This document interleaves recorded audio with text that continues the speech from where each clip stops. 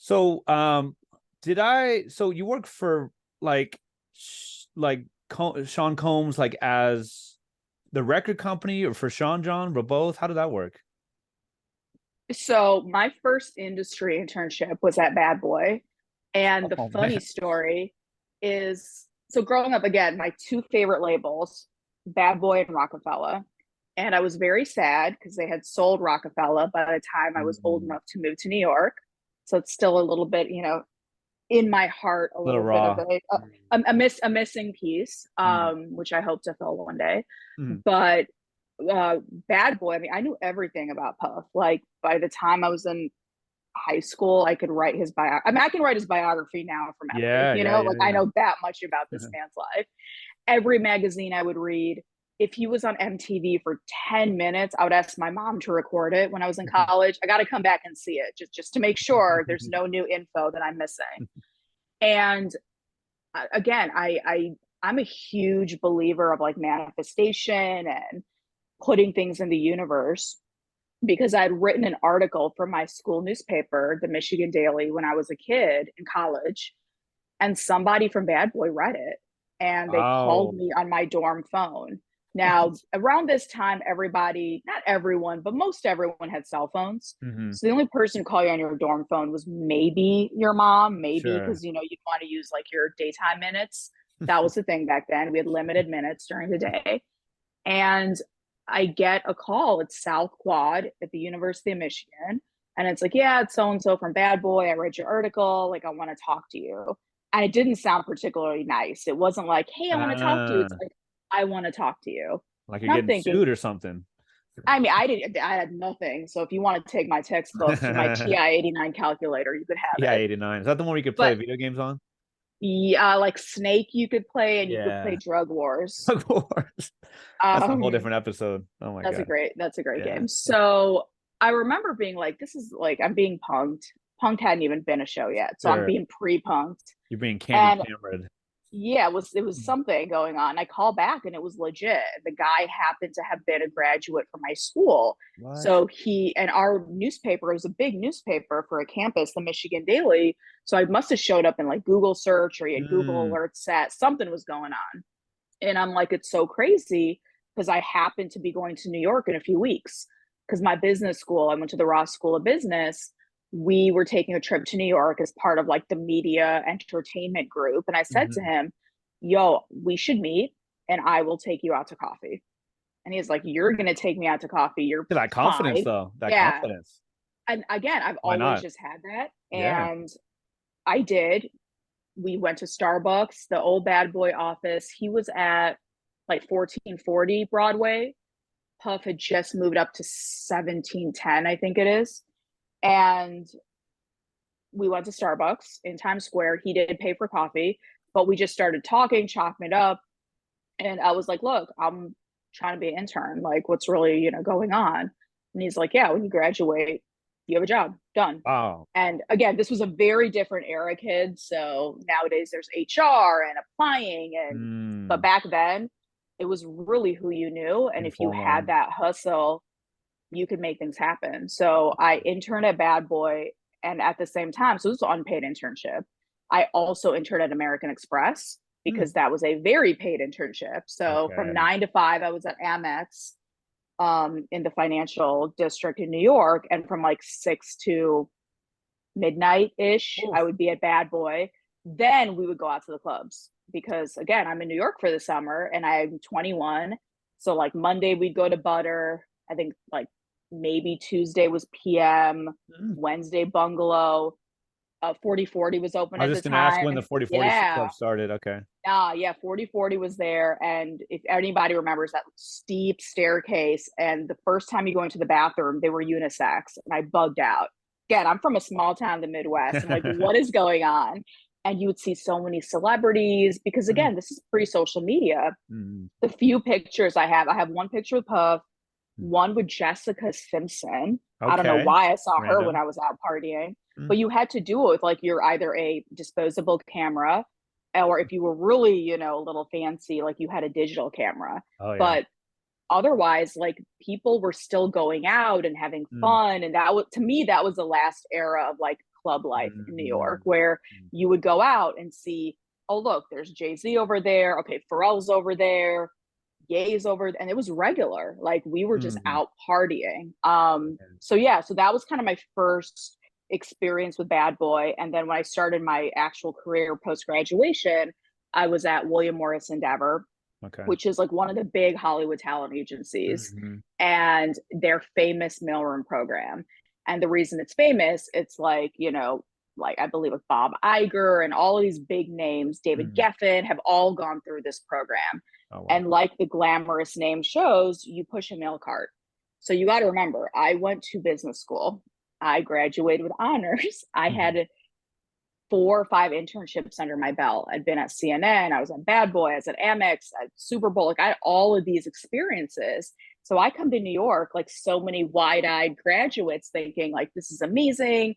People want to hear what I have to say and my opinion matters. No, you could go deliver some mail and fetch coffee and get yelled at, all for $400 a week, which was what we got paid before taxes. And that's what it was. So I did that for like a year and change. And I was like, I need to get back into the music business. Sure. One of my homeboys, he's like, hey, you should go to Bad Boy. They're like hiring. So I'm like, all right, cool. So I write about this in my book, where I thought I was going just to be like an assistant or a runner, just something random, right? So I'm wearing like my clothes from William Morris, just, you know, something very basic, probably got from like Express or something. And I show up and people have flown in from like LA and a guy in a suit. And I'm looking around, what are you guys overdressed for? Like, this is to fetch coffee. So we're sitting there at Bad Boy, and it was like in the lounge area. And one thing I remember, it always like smelled amazing. Like Puff is a huge fan of just kind of like that olfactory experience.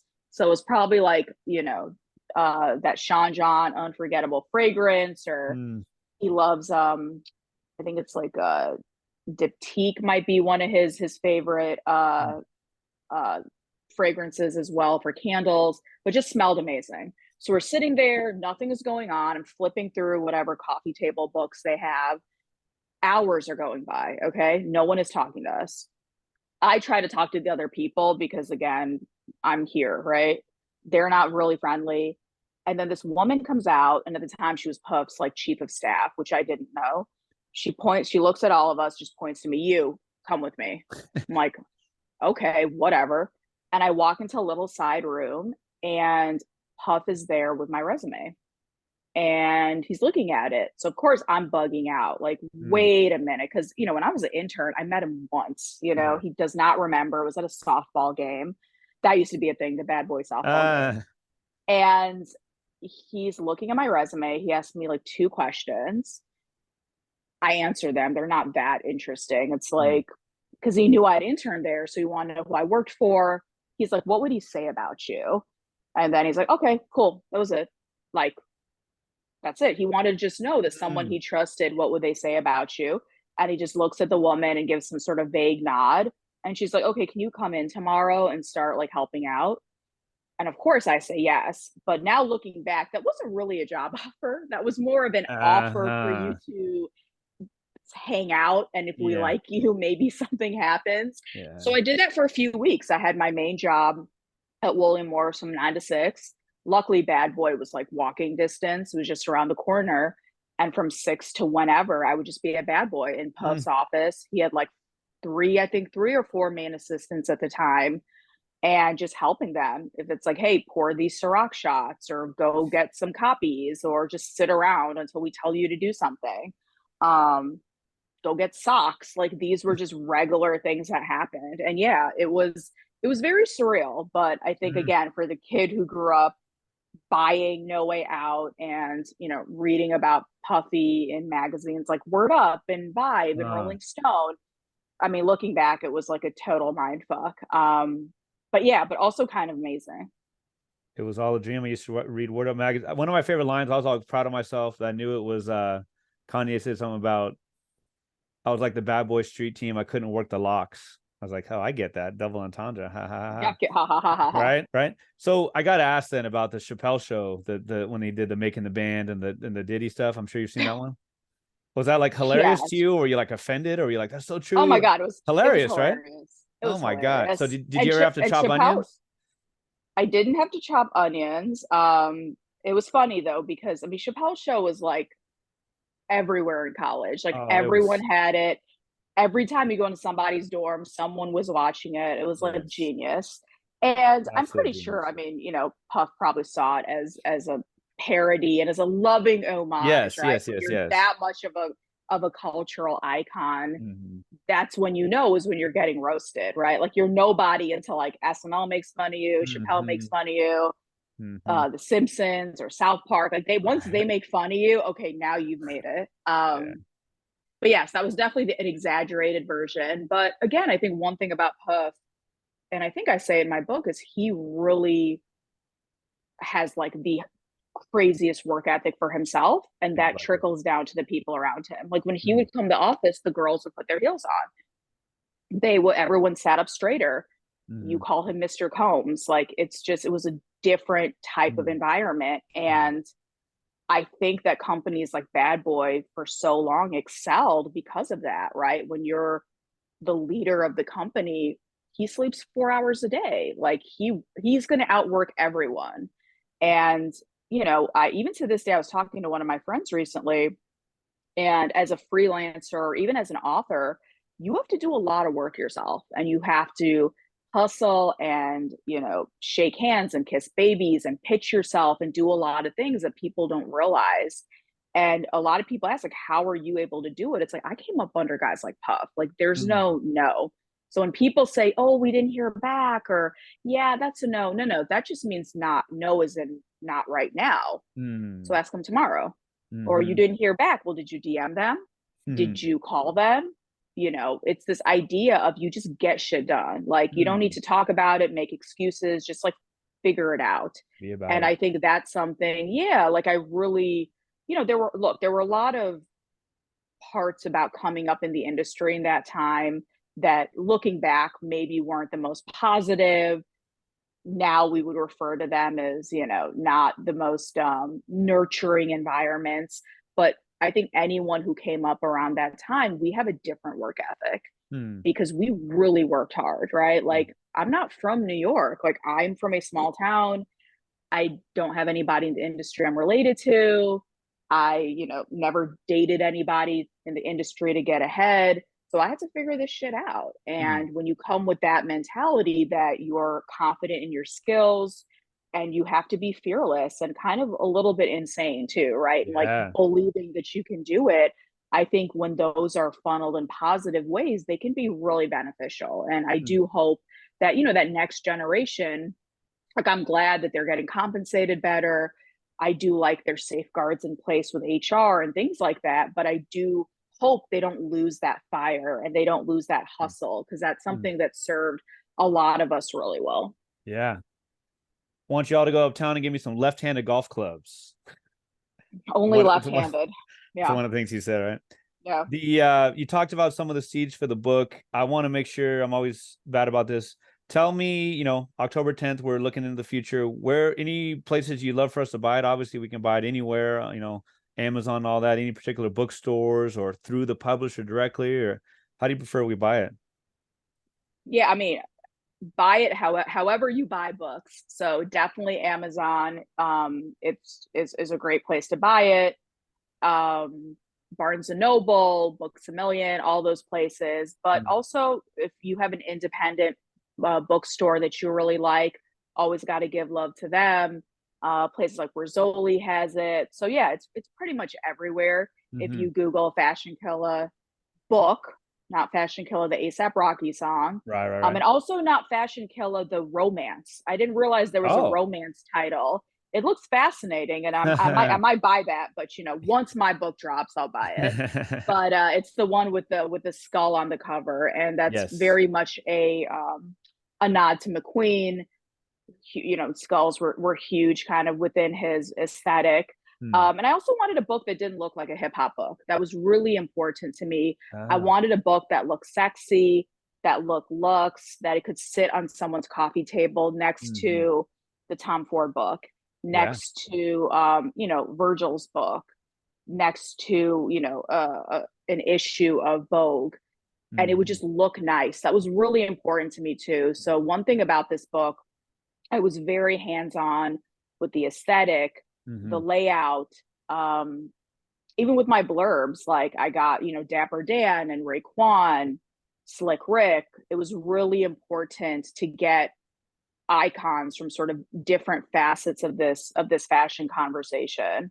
But yeah, so Fashion Killa, how hip hop revolutionized high fashion. It's out 10/10, and definitely pre-order. I don't know Mhm. when this episode's going to go up, or if it's 10/10, then you can order it immediately. Yes, And go buy it now. Yeah. yes, go buy it right now. Like literally right And now. literally right now. And Yeah. I do think it is important because, in the book space, a lot of hip hop books don't get made.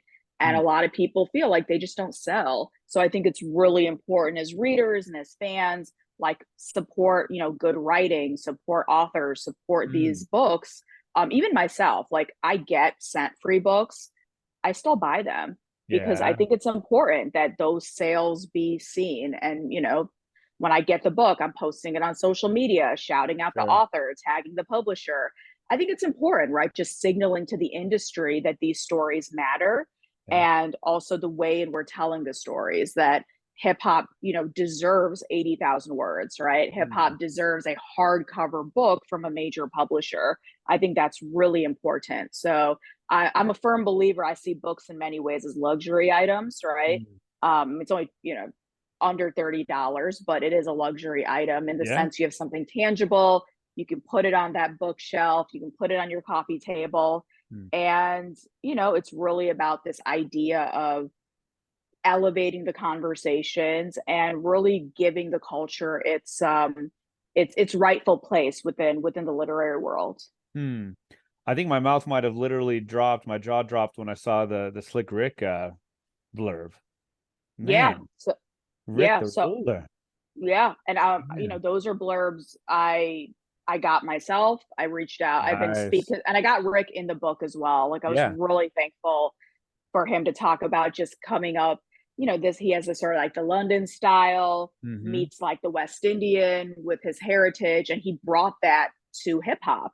So this was the guy in like, he had the suits, he had the obviously the eye patch, but throw on a Kangol. Like he really brought, I would say, almost like a kind of like a gentleman swag to the Mm. conversation.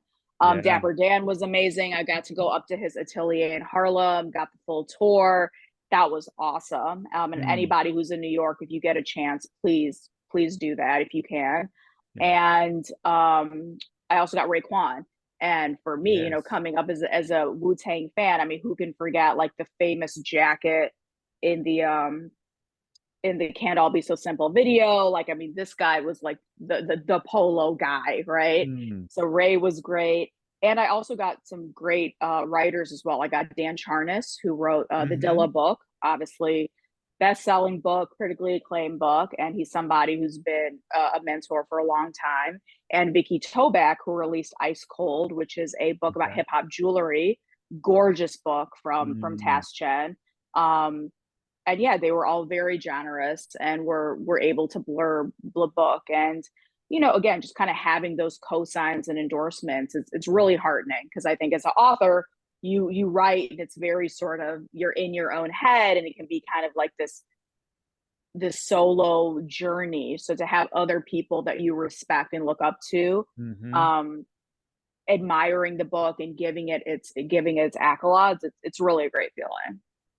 I bet. So ASAP Rocky, I mean, I think he said in the song, like there's like 27 brands he shouts out. I may be off on the number, but like, Yeah, I right. think I it's mean, about 27. Yeah. right.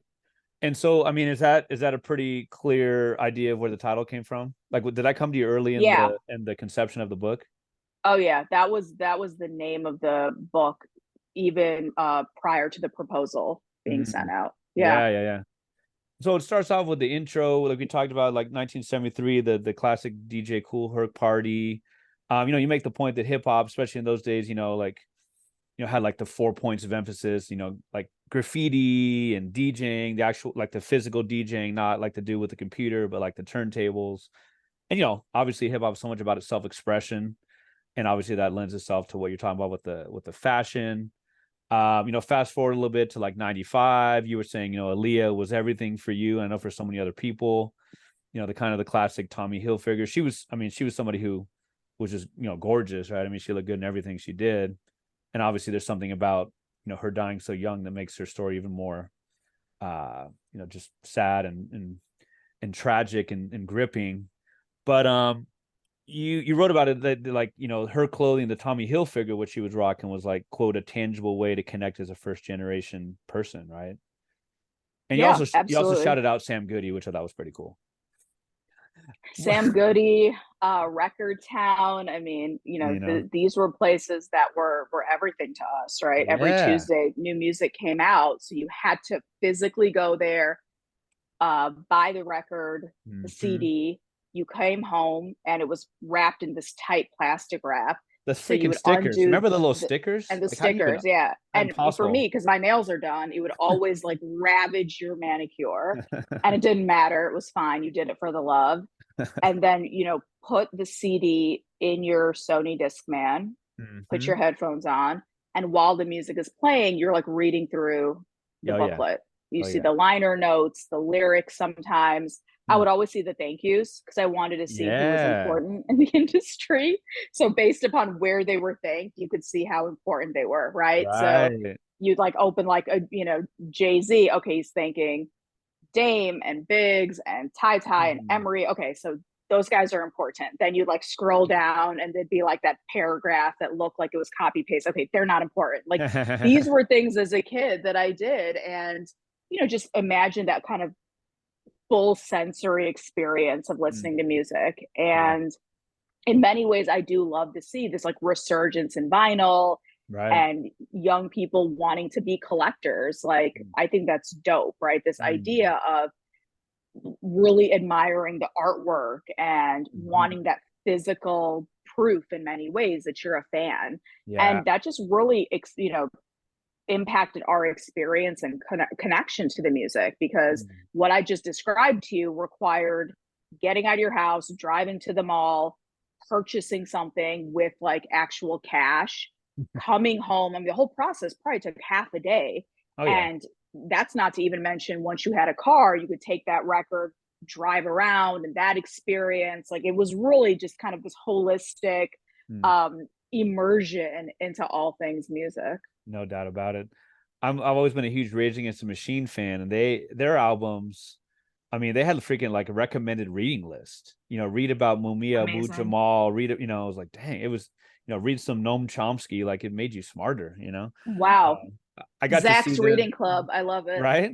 I I got to love it. see them maybe 2007, 2008 at Rock the Bells with, Yeah. Wu Tang. Method Man was there. Mos Def was there. Cypress Hill, always been a huge fan. Zach was one of the best MCs there. Like, I could see that. oh, just as an MC, he did stuff with Run the Jewels and all that anyway. But, so your intro is, and the book has such a great pace to it. In some ways, it starts like the literal first chapter starts with Dapper Dan. The book ends with Dapper Dan. Um, how do you pronounce Virgil's last name? Is it Abloh? Ablo. Abloh, right? And just this idea of like, the Kendrick Lamar show and high fashion was listening is kind of how you end the intro. Sadly, he passed away in 2018 or so, Virgil, Mm-hmm. right? But there's really like a beginning and ending and like a book ending of it. The first chapter, you talked a little bit already about, kind of Harlem and its tradition and Dapper Dan. And then later, I guess, with like Ralph Lauren and stuff, like they made a big deal of making the logos big, right? Like the logo was the thing. It was not Yeah. understated. Is that pretty safe to say? Yeah.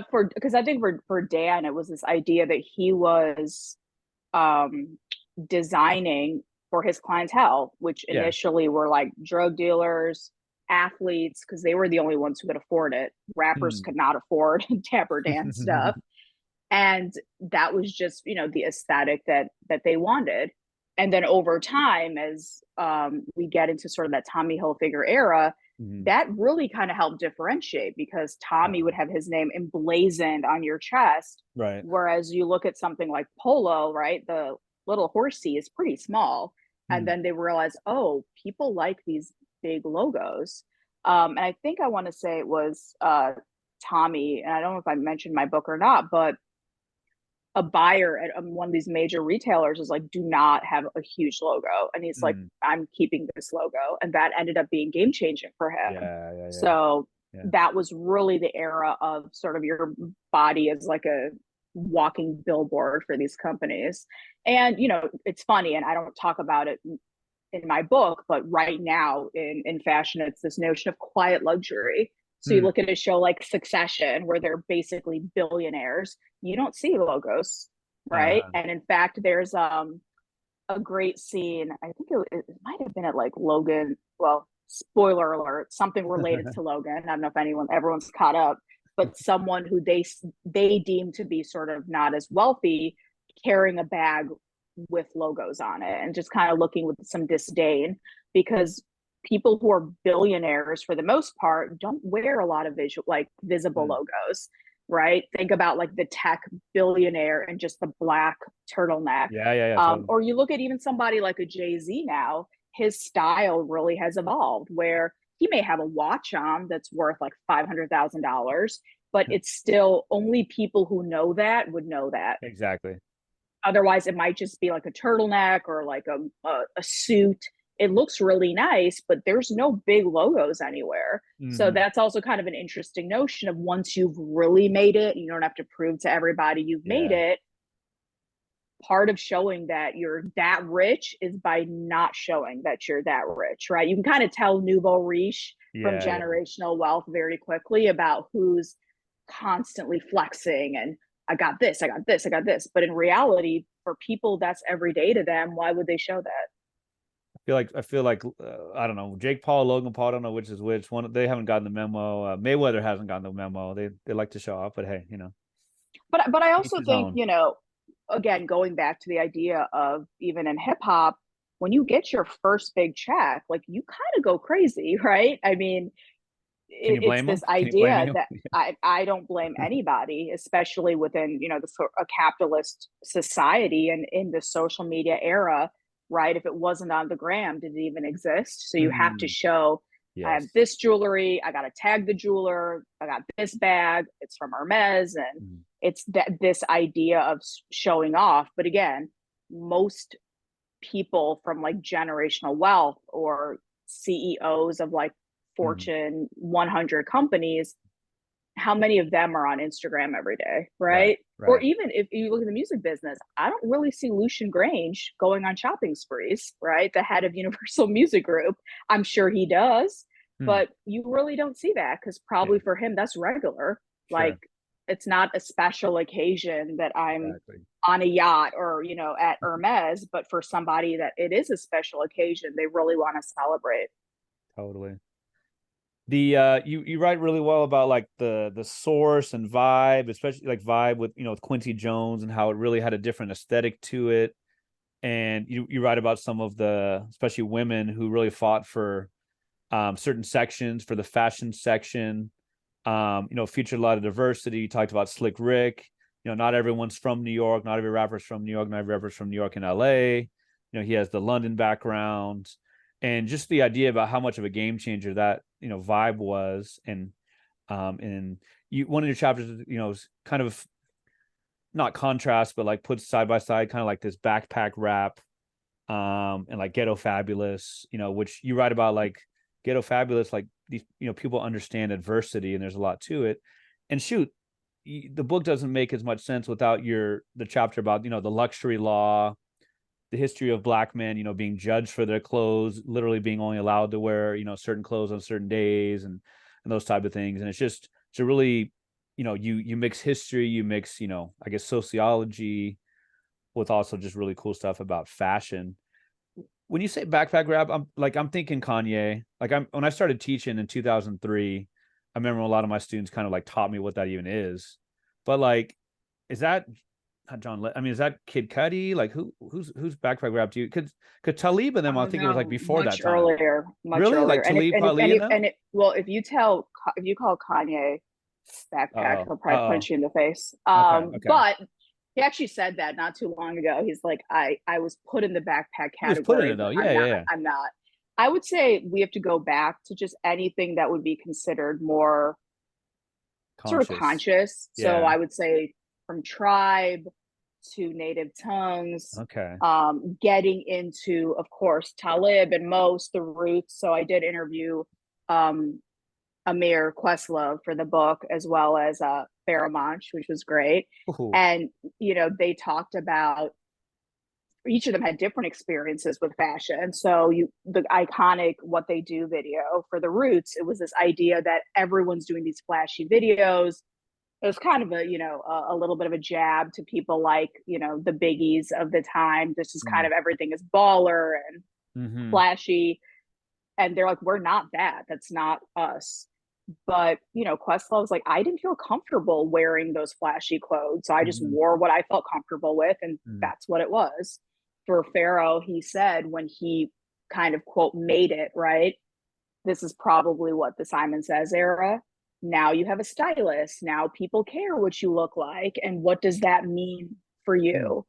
I'd interviewed the editor in chief of the Source at the time, Selwyn, and he talked about putting a quote unquote backpack rapper on the cover was a big risk back then. Mm. Like, is this aspirational? Does this represent hip hop? Will people pick up the issue? Mm. So it is interesting, kind of this confluence of what was going on at the same time. Would I Mm. say backpack was inherently a response to sort of ghetto fabulous? In Mm-hmm. some ways, yes. But the point was that aspiration can be seen in many ways, right? Yeah. Fashion and nice things and luxury is one way, but backpack rappers also wanted success, right? They just Mm-hmm. wanted it in on their terms, whatever that meant to them, Sure. whether it's critical accolades, whether it's a big fan base, being able to collaborate with artists that they want to collaborate with. So aspiration and striving for more is there regardless of kind of Mm.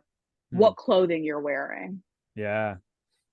Yeah, I was so struck by the Questlove thing you talk about where he talks about like, I mean, obviously he's just like us, but like talk about like lacking confidence. So I'm Mm-hmm. thinking of someone, now he's kind of like the wizened old man, not old man, excuse me. So, he's not old, right? But he does like he did the beautiful documentary. He's kind of like a historian, right? Along with obviously being incredibly talented. And then when you write about like Kimora Lee, is that right? Mm-hmm. And like Lil Kim and like when I think of low self-esteem, I do not think of Lil Kim. But Mm-hmm. obviously, you talk about the misogyny that existed. You talked about, I mean, obviously, again, she's a human being. So I thought that was just so interesting. There's little nuggets in the book that are so interesting, talking about her kind of her well, I mean, some trauma in her life that, you know, Yeah. from what her father said to her and all that, it just really made her who she is. And it's cool to see her, 20, 30 years later, still kind of in the game, and you'll hear about her often. And, the next generation gives her props. Move on to like the Sean John era, Rockaware, and also some of the clothing brands that didn't take off. It's hard. And, the later on with Kanye and, the Japanese streetwear that really made its way into the aesthetic, all the way up to the current day. Um, I really, really, really miss the Sean John red and white sweater that I used to have, like candy cane. Wow. Oh man, Mm-hmm. it was one of my favorite pieces of clothing. I'm like, when did I get rid of that? How did that? Like, there's at least one picture that exists, but like, those are the days, right? But as you also have a chapter not just about the South, but about like Young Thug and like gender fluidity. I'll never forget what a great video for international players. He's like, oh, I'm Scottish on my mom's side or something like that, right? Rocking the kilt, Andre, yeah. and also just a ridiculous verse that he has, right? But Yeah. um, I wonder kind of, you talk all the way up to 2021, 2022, like what do you see the future? Like what's left to do musically, fashion wise? It seems like it's all been done, but obviously it hasn't. Like what do you see for the future of fashion and hip hop and maybe even a little bit about the aesthetic, the music? I would love in the future to see a hip hop brand become like an iconic American heritage brand. So in the same way we talk about Ralph Lauren, Tommy Hilfiger, Calvin Klein, Donna Karan, like these Mhm. brands that were created by a person, but ostensibly have the legs to sort of live on forever. I would love to see that, where a Mm. brand isn't inherently just tied to an artist having a moment, Uh-huh. um, or a trend. It really is like it becomes part of the larger fashion zeitgeist. I think Sean John came really close, and even just calling it Sean John, right? He didn't call it Sure. Bad Boy. Sure. He called it Sean John. Like, this is going to be the elevated version. You're going to see suits and fur and suede and things of that nature. I think that kind of opened the door. We still don't know what the future is of Yeezy. That's kind of a big question mark. Right. But I think Kanye, I'm not sure, but it seems like he's the type of guy who also wants a line that can live beyond sort of his Yeah. time in this industry and his time on earth. I would love to see that, where artists are really in control from that perspective. I would also just love to see more diversity in the industry. So from the C-suite, behind the scenes. So you're starting to see more of what Virgil was doing or Pharrell is doing, but it's not only open to celebrities. That Mm. there is, the designer, the tailor, the seamstress, all of those things. Marketing, PR, like all of these facets of the industry, we just see kind of opening up to people of different backgrounds, because fashion, similar to a lot of industries, is still very insular, high barrier to entry, because in the beginning you're not making a lot of money, so it's almost relegated only to people who come from money. Very male Or dominated too, right? I mean, so you talk about yeah, Donatella Versace, but very, I mean, very white man. very, But very, the women, yeah, you talk very, about some of the women who were behind the scenes doing the great work. But I mean, yeah, no, very, no, yeah, very. And even to this day, right, a lot of times people say that fashion, it's like clothes that are designed through the lens of a man. Like, what a man wants mm, to see on a woman's body, and how does that reconcile? So seeing just more inclusivity on the runways and sizing, like I think there's so many opportunities. But for hip hop specifically, I would love to just see a rapper or a hip hop line being elevated to really that position of just like an iconic yeah, American brand. yeah. So many iconic images in the book. Just the Tupac in Italy was so interesting to me. The Versace show, and that was just like, whoa! I thought I knew a lot about him. That was something I never really heard about. Yeah, I shout mentioned, out to David McLean. He was the oh yeah, photographer okay, and very generously contributed that photo. And what I love about that photo of Pac in Milan, a lot of people haven't seen it. Like, I had never seen that before. It's just mm, almost like this like street style photo of him looking down, but it's just this like quiet beauty of Pac. yeah, And I really love that picture. Yeah. So you're gonna see there's 40 images. Some of them you've seen, like, Kanye in Paris with like Farnsworth and mm. Virgil and all of them. But then others are going to be pictures you've probably never seen before, which I think is really cool too. Tupac was a good looking dude. Yeah. Well, they all Man. talked about his I eyelashes know, and how right? long and beautiful they were. Yeah. Yeah. So many great images, and again, if you're listening to this, it's October 10th or beyond. Grab the book, like you said, the cover, jumps off the page or jumps off the cover. The image jumps off the cover, I should say. And like I said, there's some for everyone. There's if you're a straight hip hop head, there's a lot about just hip hop history. There's a lot about fashion. There's a lot about sociology. And again, if you're looking for something that's current, and kind of ask some questions about what's coming, this is the book for you. So congrats, and I hope that when this does drop in a month or so, that you're just chilling, relaxing, and really just taking it all in, enjoying. Absolutely. Well, it's going to be on to the next book, but we will try to enjoy Ah, this Fashion Killer moment for a while. But yes, Fashion Killer out October 10th. go buy it. Thanks so much for talking to me.